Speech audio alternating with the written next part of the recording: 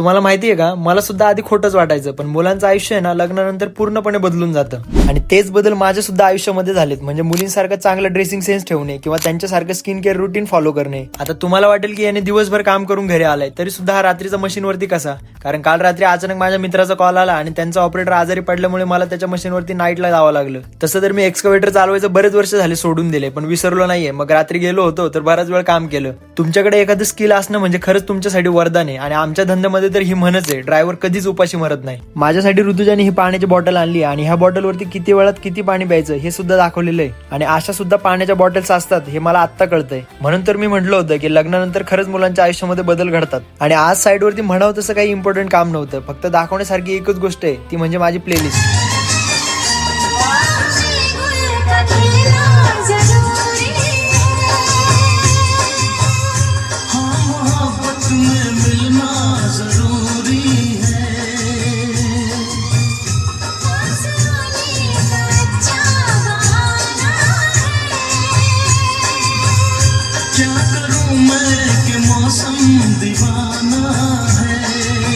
आम्ही जे आता कंपनीचं काम करतोय ना, त्या कंपनीचं काम ऑलमोस्ट प्लिंथ लेवलला आलेलं आहे आणि बांधकाम सुद्धा पूर्णपणे कम्प्लीट झालेलं आहे. सो आता मुरमाच्या फायनल लेवल चालू करायला लागतील. त्यामुळे साईडवरती जे काही एक्स्ट्रा मटेरियल पडलेलं होतं तेच लेबर्स बकेटमध्ये भरून देत होते आणि मी साईडला नेऊन टाकत होतो. पण हे सगळं करत असताना मी कामाकडे थोडंही दुर्लक्ष होऊन देत नाही आणि दुपारच्या वेळी साईडवरती 2-3 गाड्या मुरुम आला होता, त्या प्रॉपर लेवल करून दिल्या. पण ही सगळी फायनल लेवल नाहीये, फायनल लेवल करायला अजून खूप वेळ आहे आणि आजच्या दिवसातला उरलेला वेळ सुद्धा माझं सगळं मटेरियल शिफ्टिंग करण्यामध्येच गेला. सो तुम्हाला जर माझी वर्किंग लाईफ बघायला आवडत असेल तर फॉलो नक्की करा. बाकी संध्याकाळी घरी येताना लेबरच्या मुलांनी माझ्या गाडीसोबत चांगला मोठा पराक्रम घातलाय, तो तुम्हाला उद्याच्या ब्लॉग मध्ये सांगतो. चला भेटू उद्याच्या ब्लॉग मध्ये.